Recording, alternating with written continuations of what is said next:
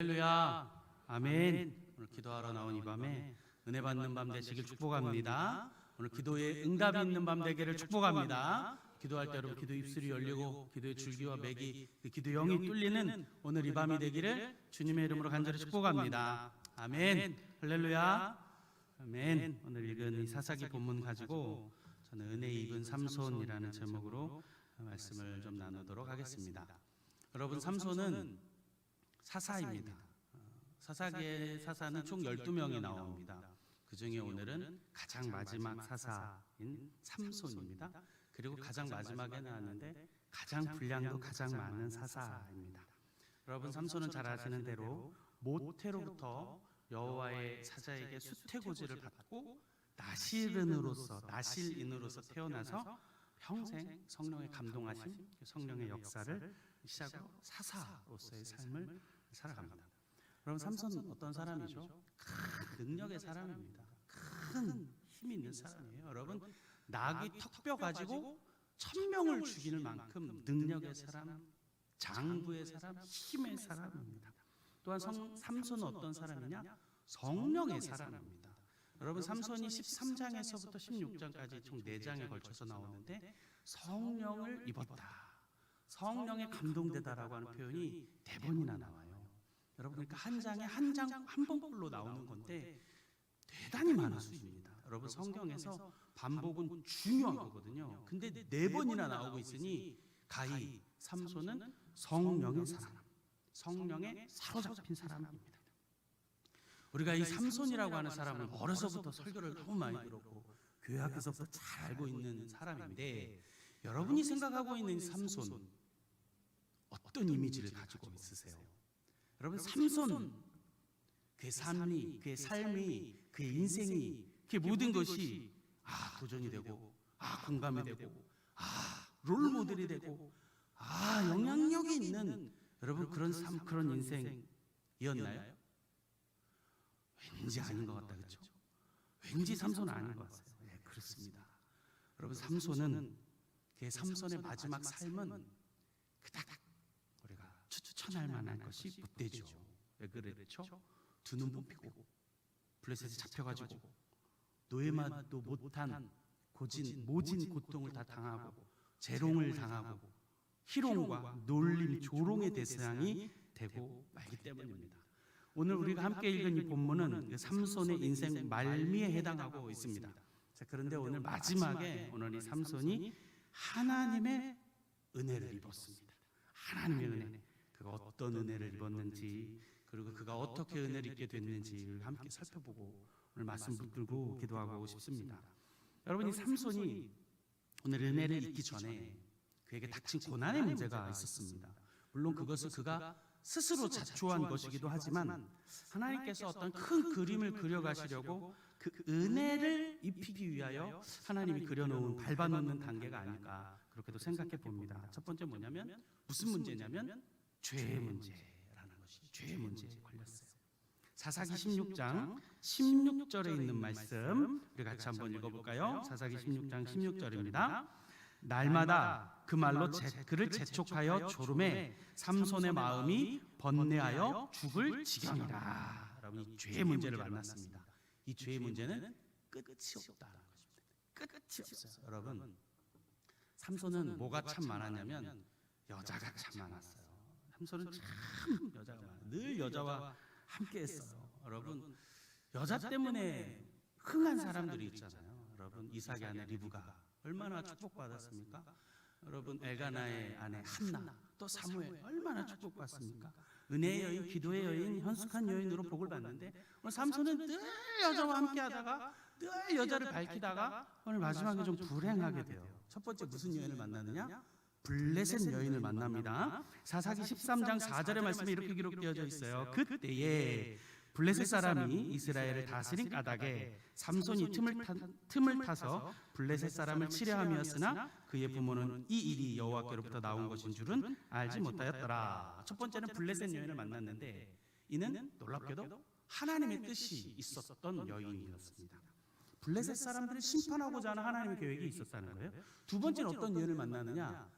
가사라고 하는 곳에서 여인을 또 만납니다. 사사기 16장 1절에 있는 말씀이죠. 삼손이 가사에 가서 거기서 한 기생을 보고 그에게로 들어갔더니, 이 두 번째 여인부터는 사실은 하나님의 뜻이라기보다는 자기의 정욕입니다. 개인의 정욕으로 여자들을 만나기 시작해요.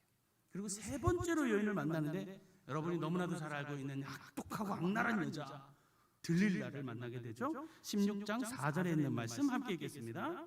이후에 삼손이 소렉 골짜기에 들릴라라 하는 이름하는 여인을 사랑하매 그랬어요.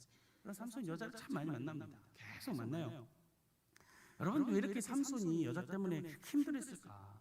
왜 이렇게 죽고 못 살았을까? 여러분, 왜 이렇게 여자만 보면 이렇게 꼭 사죽을 못 쓰는 것처럼 여자한테만 이렇게 자꾸 달라들고 자꾸 갈까? 지금은 프로이트라고 하는 사람이 꼭 어릴 적 그 부모와의 그런 정서적인 유대를 통해서 어떤 그런 사랑의 관념을 말하기도 했는데, 그런 뭐 오이디푸스 컴플렉스라든지 뭐 엘렉트라 컴플렉스라든지 이런 사랑의 관념을 말하기도 했는데, 그리고 이런 것이 좀 결핍이 되었던 것일까? 정상적으로 자라지 못한 것일까? 어릴 적부터 사랑을 받지 못했을까? 어떤 것 때문에 이 삼손은 자꾸 여자를 이렇게 밝히게 되는가? 여러분, 삼손의 아버지의 이름은 무엇이죠? 마노아. 삼손의 어머니의 이름은요? 없어요. 근데 보니까 마노아보다 이 어머니가 더 현명한 여자 같거든요. 더 지혜로웠던 것 같은데, 이 삼손은 어머니의 사랑 못 받았을까? 아니면 아버지의 사랑 못 받은 것일까?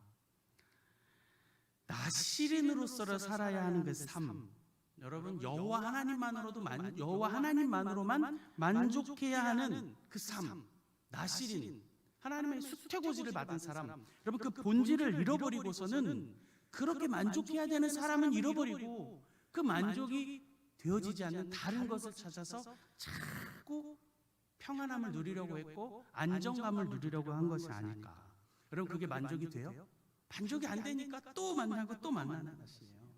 오늘 세 번째로 만났던 양날한 여자 들릴라는 삼손을 죽일 듯이 그냥 막 날마다 말로, 눈짓으로, 행동으로 막 삼손을 정말 죽일 듯이 괴롭히고 있습니다. 여러분, 바보 같고 멍청이 같은 삼손은 자기가 죽는 줄도 알고도, 자기가 죽을 길을 것도 알고도 성경에 기록된 코에 뚫려가고 있는 소처럼 그 길을 지금 막 걸어가고 있는 거예요. 첫 번째는 새 활주를 다루면 내가 힘이 없어질 거야. 새거 밧줄을 쓰면 내가 힘이 없을 거야. 배틀의 날씨가 내 머리카락을 하면 힘이 없어질 거야. 끝까지. 여러분, 삼손도 아마 대충 좀 둘러대면 이 여자가 좀 그만 포기하겠지 했는데, 아니요, 절대 포기하지 아니하고 삼손에게 끝까지. 여러분, 우리는 삼손을 보면서 한 가지 영적인 원리를 깨달아야 합니다. 그것이 무엇일까요? 죄는 끝이 없다는 것입니다. 죄는 끝이 없다는 거예요. 여러분, 포기를 모른다라는 것입니다. 이 죄의 문제를 건드리고 있는 마귀 역시 끝이 없습니다. 포기를 모릅니다. 여러분, 세 번 해서 안 되는데 또 계속해서 죽을 것 같이 지금 덤벼들고 있는 들릴라를 보면서 우리 깨달아야 돼요. 죄는 끝이 없다. 여러분, 저는 삼손을 항상 묵상하면서 이런 생각 들어요. 어떤 생각? 도대체 얼마나 예뻤을까? 들릴라라고 하는 여인은 도대체 얼마나 예뻐가지고 삼손이 눈이 뒤집혀가지고 그렇게 여러분, 에스더처럼 예뻤을까? 여러분, 헤롯 안티파스의 딸처럼 예뻤을까? 여러분, 나라의 절반이 다 준다 그러잖아요. 얼마나 지금 마음 홀라당 뒤집어졌으면 나라의 절반이 다 준다 그럴까? 여러분, 또 어떤 생각이 드냐면, 저는 들릴라를 보면서 도대체 얼마를 받아먹은 걸까? 얼마의 뇌물을 지금 받아가지고 지금 이럴까? 뇌물을 얼마나 받았을까요? 사사기 16장 5절의 말씀에 이렇게 기록되어져 있습니다. 우리 함께 볼까요? 블레셋 사람의 방백들이 그 여인에게로 올라가서 그에게 이르되, 삼손을 깨어서 무엇으로 말미암아 그 큰 힘이 생기는지, 그리고 우리가 어떻게 하면 그를 능히 결박하여 굴복하게 할 수 있는지 알아보라. 그러면 우리가 각각 은 1,100개씩을 네게 주리라 하니 그랬어요. 은 1,100개. 그런데 뭐라고 성경을 자세히 보면 각각 그랬어요. 각각. 그럼 블레셋은 전통적으로 5개의 도시가 있습니다. 그러니까 곱하기 5를 해줘야 합니다. 여러분, 블레셋의 5방백이 어디서 우리가 살펴볼 수 있냐면, 사무엘상 6장 17절로 보면 벳세메스의 여호와의 궤를 안고 올라가는 소를 보면서 우리가 묵상할 수 있는데, 블레셋 사람이 여호와께 속건 제물로 드린 금 독종은 이러하니 아스돗을 위하여 하나요? 가사를 위하여 하나요? 아스글론을 위하여 하나요? 가드를 위하여 하나요? 에글론을 위하여 하나며 라고 기록되어져 있어요. 그러니까 5방백이라는 거예요. 5. 그러니까 곱하기 5를 해야 되죠. 그러니까 은이 총 몇 개예요? 5,500개가 되는 거예요. 5,500개. 여러분 이거를 계산을 대충 해보면 약 30억 가까이 되는 금액이에요. 여러분 그러니까 눈이 뒤집힐 만하겠죠. 여러분 울산에도 집이 3채 정도는 뭐 너끈히 뭐저 가면 뭐 집이 몇 채예요 이게. 이만한 돈을 지금 받았으니 들릴라가 지금 죽을 것 같이 지금 막 여러분 끝이 없습니다. 끝이 없어요. 돈 욕심도 끝이 없습니다. 물질욕도 끝이 없습니다. 우리 주님은 우리로 하여금 자꾸 버리라고 그러는데 우리는 자꾸 더 가지라고 합니다. 세상은 더 많이 가지라고 하죠. 더를 이야기합니다. 여러분 세상은 자꾸 더 많은 자극을 원하고 있습니다. 자꾸 더 많은 쾌락을 요구하고 있습니다. 자꾸 더 많은 즐거움을 더 우리로 하여금 즐기라, 맛보라, 넘어가라 라고 말하고 있는 것이죠. 여러분 그 말로를 우리는 어디서 바라볼 수 있냐면 마약에서 알 수 있습니다. 여러분 마약은 쾌락을 주지만 더 큰, 그리고 우리를 파괴로 이끌어가는 것을 볼 수가 있습니다. 여러분 요즘에 참 마약이 많은 어려움을 우리에게 주고 있어요. 여러분 그런데 마약 중에서 대마초라고 하는 마약이 있어요. 여러분 이게 합법화된 나라들이 참 많이 있습니다. 최근에 태국도 이게 합법화가 돼가지고 여러분 정말로 많이 우리가 주의해야 돼요. 여러분 이 학자들이 뭐라고 말하냐면 이 대마초라고 하는 마약이 아주 약한 마약 축에 속하는데 이 대마초를 뭐라고 부르냐면 관문 마약이라고 부릅니다. 관문 마약, 게이트 드러그라고 해요. 게이트웨이 드러그. 그러니까 아주 약해 보이는 것 같고 별것 아닌 것 같고 담배처럼 별것 아닌 것처럼 보여도 관문이 되어서 더 깊은 쾌락으로 또 쾌락으로 더 높은 더 센 마약을 자꾸 찾게 한다는 거예요. 여러분 최근에 여자 프로배구 선수 중에 페퍼 저축은행 팀에 니아 리드라고 하는 여자가 퇴출당했어요. 출국당했습니다. 왜 그랬을까요? 대마초 성분이 있는 젤리를 하나 가지고 왔는데 미국에서는 합법이거든요. 근데 우리나라에 들고 왔다가 문제가 되어진 것이죠. 여러분 지금 우리나라는 마약에 큰 문제를 안고 있습니다. 특별히 청소년들에게. 여러분 비대면 사회를 맞았던 코로나, 포스트 코로나 이후에 우리는 SNS로 포스트 코로나 이후로 우리는 비대면 방식으로 너무나도 손쉽게 이 쾌락, 이 향락을 손댈 수가 있게 되어진 거죠. 더 좋은 쾌락, 더 좋은 쾌감, 결국 우리를 파괴한다는 것입니다. 그럼 또 무엇이 문제였을까요? 이 죄는 포기를 모른다는 것입니다. 여러분 포기를 모르는 것입니다. 들릴라가 계속해서 삼손을 향해서 계속해서 말하는 거예요. 여러분 창세기 1장에 보니까 아담과 하와가 누구에게 꼬임을 당하나요? 뱀에게. 여러분 뱀이 정말로 완전 명사수여가지고 딱 한 발 쏴가지고 하와가 딱 한 번에 유혹돼가지고 넘어갔겠다고 그렇게 생각하세요? 저는 그렇게 상상하지 않거든요. 여러분 동산 중앙에 있는 그 뱀이 하와를 오고 다니는 그 길 속에서 계속 봤습니다. 계속 얘기했습니다. 계속 유혹했다고 저는 생각하는 거예요. 여러분 포기를 모른 채로 넘어갈 때까지 끊임없이 볼 때마다 유혹했다라고 하는 것이죠. 여러분 이 삼손은 요셉처럼 어떻게 죄를 지어요? 거절하지 못했어요. 결국 끝이 없는 이 죄, 포기를 모른 죄로 말미암아 이 삼손은 조롱거리, 웃음거리가 되어버리고 말았습니다. 자, 그런데 거기서 은혜가 시작되고 있습니다. 은혜가 시작되고 있습니다. 오늘 본문 22절에 있는 말씀을 또 같이 한번 읽어볼까요? 22절의 말씀입니다. 그의 머리털이 밀린 후에 다시 자라기 시작하니라. 아멘. 그럼 두 눈이 뽑힌 채로 감옥에 갇혀가지고 재롱을 부리고 있고 놀림거리를 당하고 있었습니다. 고통 가운데 있었습니다. 더 이상 삶에 어떤 희망이나 일어설 만한 어떤 무엇이 남아있지 않았습니다. 자, 그런데 오늘 본문 보니까 머리털이 다시 자라기 시작했습니다. 여러분 왜? 굳이 왜 자랄까요? 삼손 이제 끝입니다. 삼손 더 이상 끝이에요. 나시린으로서의 삶을 다 살지 못했어요. 끝나버렸어요. 왜 머리털이 자랄까요? 오늘 저는 본문을 보면서 한 만화가 생각났습니다.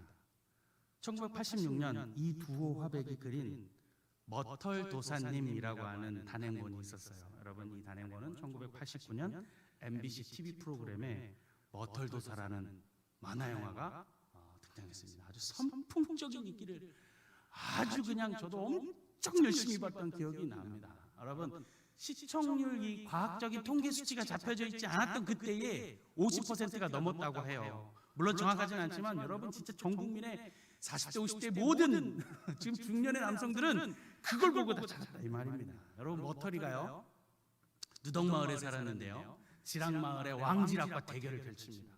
여러분, 머털이는 누덕도사에게 배운 것은 딱 하나, 머리털을 세우는 것밖에 한 게 없어요. 모든 온갖 구박을 다 받아가면서 머리털을 찡 세우는 것만을 다 연습하고 갔어요. 여러분, 누덕도사의 큰 그림이었는데 머털이가 그걸 못 깨닫고 교만해가지고 결국 왕지락도사의 괴계에 머리털이 오라라라 박히죠. 오라라라 박히죠. 자, 그런데 여러분, 머털도사에게도 반전이 일어나기 시작합니다. 머털이도 머리털이 자라기 시작해요. 그 이유의 얘기는 여러분 너무나도 잘 알고 계시죠. 여러분, 역전승이 우리 하나님, 역전의 명수 우리 하나님이 마지막에 삼손에게 사명을 주고자, 은혜를 주고자 그 은혜를 주시는 것을 볼 수 있습니다. 머리털이 자라기 시작했다. 여러분, 지금 삼손이 어디에 있어요? 가장 밑바닥에서 있는 삶이었는데 은혜를 주신 것이죠. 여러분, 삼손이 어떤 사람이에요? 나실린. 여러분, 나실린은 무엇을 하면 안 되죠? 민수기에서 보니까 세 가지를 하지 말라고 성경에 기록되어져 있습니다. 뭘 하지 말아야 되냐면 시체를 가까이 하지 말아야 합니다. 나실린은 또 무엇을 하지 말아야 하냐면 포도주 소산에 관련된 것을 먹지 말아야 합니다. 또 나실린은 무엇을 하지 말아야 하냐면 삭도를 대지 말아야 합니다. 머리를 자르면 안 됩니다. 머리카락을 잘라서는 절대로 안 되는데 나실린의 상징과 같은 이 머리카락이 잘려졌단 말입니다. 근데 이 삼손에게 은혜가 시작되어서 그 머리털이 다시 자라기 시작했다라는 것입니다. 하나님의 은혜가 다시 삼손에게 부어지기 시작했다라고 하는 것입니다. 여러분, 오늘 비록 삼손이 오늘 머털이 도사처럼 다시 막 도수를 부려가지고 뭔가를 해내는 것이 아닙니다. 뽑힌 두 눈 다시 생기는 것 아니었습니다. 묶였던 쇠살 풀러내고 블레셋 사람들을 막 혼내주려고 했던 것은 아니었습니다. 단지 하나의 상징이었을 것이고, 하나님은 마지막으로 삼손에게 하나님의 일을 감당하고자 은혜를 주신 것이다 라는 것입니다. 사랑하는 성도 여러분, 여러분의 삶이, 여러분이 하는 것들이, 여러분이 걸어가고 있는 그 길, 또 여러분이 어떤 하고 있는 과정에서 여러분 수포가 되고 혹시 바닥으로 떨어진 적 있으십니까? 그것이 내 잘못이든 아니든 실패를 맛본 적 계십니까? 죄의 문제에 걸려서 넘어져 버진 적 계십니까? 여러분, 삼손은 그 아무도 보이지 않는 감옥에서 혼자 고통당했습니다. 그 현실의 감옥, 실패의 감옥, 좌절의 감옥, 그 감옥 가운데 지금 갇혀서 고통 가운데 있었다라는 것입니다. 여러분, 그런데 그 낮은 곳에서, 여러분 그 가장 밑바닥에서 오늘 삼손을 찾아가 삼손에게 하나님의 특별한 프로젝트가 시작되는데, 거기에서 하나님의 은혜가 시작됐다. 그것은 머리털이 다시 자라기 시작한 것입니다. 나는 끝이라고, 나는 가장 밑바닥에 왔다고, 난 아무것도 안 된다고 말했을 그때에 우리 하나님의 은혜가 시작된 줄로 믿습니다. 그때가 하나님의 때, 은혜의 때인 줄로 믿습니다. 여러분, 은혜는 하나님의 때, 하나님의 영역입니다. 하나님 우리에게 주시는 것이죠. 하나님 그 밑바닥에 있을지라도 하나님 우리에게 특별한 프로젝트, 특별한 은혜가 있다면 하나님 그때가 하나님의 때인 줄로 믿습니다. 은혜는 하나님의 영역이고, 근데 그 내 역할이 하나 있는데, 그 시작되어진 은혜를 이 삼손이 어떻게 반응하고 있는가? 무엇으로 반응하고 있는가? 간절한 부르짖음입니다. 간절한 부르짖음. 여러분, 삼손의 전 인생을 살펴보면 삼손은 하나님 앞에 교만해가지고 부르짖질 않아요. 부르짖질 않습니다. 삼손의 인생에서 딱 두 번 하나님 앞에 부르짖습니다. 그 첫 번째, 사사기 15장 18절에 있는 말씀을 우리 같이 한번 읽어보겠습니다. 사사기 15장 18절입니다. 삼손이 심히 목이 말라 여호와께 부르짖어 이르되, 주께서 종의 손을 통하여 이 큰 구원을 베푸셨사오나 내가 이제 목말라 죽어서 할례 받지 못한 자들의 손에 떨어지겠나이다 하니. 아멘. 한번 부르짖어요. 그런데 우리가 잘 살펴보고 이 삼손을 보면 오늘 삼손이 부르짖는 이 부르짖음은 자기의 유익을 위한 지금 부르짖음이죠. 어떻게 보면 하나님의 일, 하나님의 사역, 하나님의 역사를 위해서 간구한다기보다는 거룩하고 정결하고 원대하고 하나님의 큰 뜻을 이루기 위해서 부르짖고 있다고 하는 것보다는 오늘 이 15장에 있는 삼손의 첫 번째 부르짖음에서는 그냥 어린아이가 지금 부모에게 이거 해줘! 라고 하는 투정과 같은 것이었을 수도 있겠다는 거예요. 여러분, 물론 우리 하나님은, 우리 아버지 하나님은 우리의 작은 투정, 우리의 신음, 우리의 투정 섞인 외침에도 분명히 들어주시는 분은 알기에 그걸 다 부정하는 것은 아니지만 그 첫 번째 부르짖음과 달리 삼손이 두 번째 어떻게 부르짖고 있느냐 비교해 볼 수 있는데, 오늘 본문 28절의 말씀을 다시 한번 읽어보겠습니다. 본문 28절입니다. 함께 읽습니다. 삼손이 여호와께 부르짖어 이르되 주 여호와여 구하옵나니 나를 생각하옵소서. 하나님이여 구하옵나니 이번만 나를 강하게 하사 나의 두 눈을 뺀 블레셋 사람에게 원수를 단번에 갚게 하옵소서 하고. 아멘. 저는 그래서 삼손이 딱 한 번 부르짖었다라고 해도 저는 무방해 보입니다. 분당 우리 교회 이찬수 목사가 이 본문을 설명하면서 삼손 한 번만 부르짖었다 그런 말을 한 적이 있어요. 성경을 잘 몰라서 한 번만이라고 한 것 같지는 않고 제가 생각한 관점과 비슷하지 않았을까 생각이 되어져요. 오늘 그 부르짖음이 하나님은 우리의 어린아이와 같은 그런 투정과 부르짖음에도 능히 들으시는 분인데, 오늘 이 삼손의 부르짖음 어떤 부르짖음이냐, 그 기도가, 그 부르짖음이 하나님의 뜻과 딱 맞아 떨어지는 부르짖음을 오늘 삼손이 딱 한 번 했다는 것입니다. 주님의 마음을 아주 시원하게 하는 부르짖음을 딱 한 번 했다는 것입니다. 더 많이 했으면 참 좋았을 때 말이죠. 은혜가 시작되었던 이 삼손에게 동력을 받아서 하나님의 일에 힘이 되어지는 그 이유는 무엇이냐면 간절히 부르짖는 하나님의 마음을 일으키는 하나님의 마음으로 올려드리는 간절한 부르짖음 기도였다고 하는 사실입니다. 사랑하는 성도 여러분, 이 은혜가 시작되기 위해, 이 은혜가 힘을 받기 위해서 우리의 영역이 있습니다. 그 시작은 하나님이지만 내가 해야 할 영역이 있습니다. 그것은 무엇입니까? 하나님께 부르짖어야 합니다. 우리 하나님께 간구해야 합니다. 우리 하나님께 구체적으로 구해야 되는 줄로 믿습니다. 어떻게? 그분의 뜻에 맞게, 그분의 뜻에 맞게, 그분의 마음에 합당하게, 우리 하나님의 마음을 시원하게 하는 그 부르짖음, 그런 기도 말입니다. 여러분, 시편 2편을 보니까 내게 구하라, 내가 열방을 내 유업으로 주리라, 내 입을 떨겨라, 우리 하나님 앞에 기도해라, 내가 들어주리라. 할렐루야, 아멘. 여러분, 이 은혜가 시작되기 위해서 우리가 해야 되는 뭐라고요? 기도해야 합니다. 간구해야 합니다. 여러분, 한나처럼 부르짖어야 합니다. 통곡해야 합니다. 오래 기도해야 합니다. 하나님의 뜻에 맞게, 하나님 마음에 합하게 여러분 오래 기도하고 통곡하여 기도하고 간구하여 기도하는 우리 성도들이 되시기를 축복합니다. 여러분, 우리의 간구가, 우리의 기도가 어떻게 하나님 뜻에 딱 맞아 떨어지게, 딱 맞아 떨어지게 하나님 뜻에 합당한 기도를 올려드려서 여러분 우리 삶의 마지막 삼손의 그 마지막 인생이 하나님 앞에 쓰임 받았던 것처럼 우리의 기도가, 여러분의 삶이, 여러분의 그 능력들이 하나님의 권능의 오른손이 되어 쓰임 받는 여러분 되시기를 주님의 이름으로 간절히 축복합니다. 말씀 정리하겠습니다. 우리가 함께 삼손의 인생을 살펴보았습니다. 여러분, 삼손은 능력의 종입니다. 여러분, 삼손은 성령 충만한 사람이었습니다. 성령의 임재를 경험한 사람이었습니다. 자, 그런데 삼손 역시 그 끝을 모르는, 포기를 모르는 죄의 문제에 걸려 넘어지고 말았습니다. 떨어져 버렸습니다. 그대로 끝인 것만 같은 감옥, 저 밑바닥에서 아무것도 없는 것 같은 곳에서 우리 하나님의 은혜가 시작됩니다. 하나님의 은혜가 우리를 통해서 역사되는 줄 믿습니다. 하나님의 때, 은혜의 때를 만나게 되었는데, 여러분, 그 은혜의 때 내가 해야 할 역할이 있습니다.